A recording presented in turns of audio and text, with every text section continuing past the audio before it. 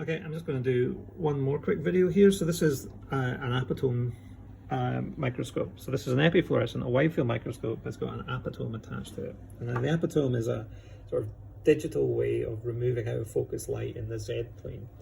And the way you use it is actually really simple. So it normally sits right here. There's a little slider thing, and you can hear it clicks into place.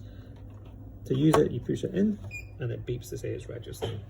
When you do that, you can see in this tab here, apotome mode, you can open it up and there's a number here that you can choose.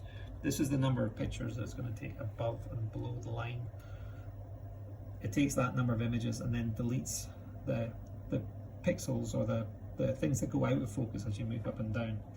There's three options for where the grid is, whether it's visible, section in real time, which is really slow and very hard to do unless your sample's really bright, or conventional fluorescence, which allows you to just focus and use whichever one you want. I'd say just try them. My only recommendation for you in terms of using the apotome is you increase the exposure time. So what I've done here is I pushed this up, and it's actually pushed it up quite far.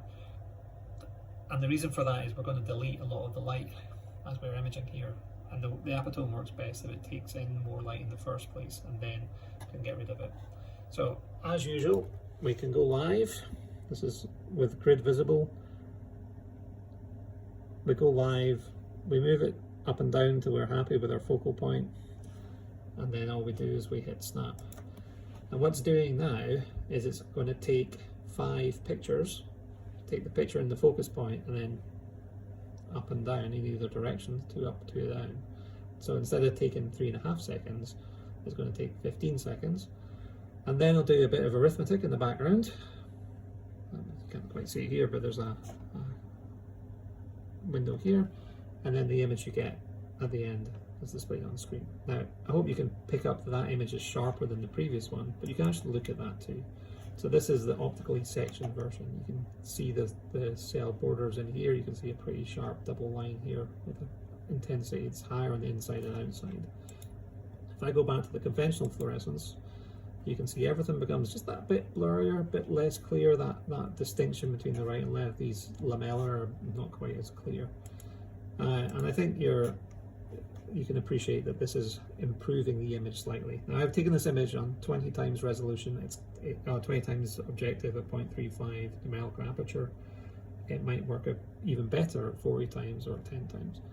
Anyway, so that's the apotome. If you get an error message on the apotome, it's actually really easy to fix it usually. So in the acquisition tab, there's an apotome focus calibration wizard, and you can just read the instructions on the screen to calibrate a specific thing. It's usually the error is that one of the channels has not been calibrated yet. Now, one thing I should note, if you're doing phase contrast or bright field or DIC imaging, this doesn't work for the apotome, quite simply because the apotome is in the fluorescence light path, so it goes up and back, it's only the reflected light.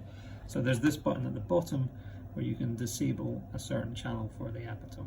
So if I turn that on, it will take a conventional fluorescence image. And that's the apotome.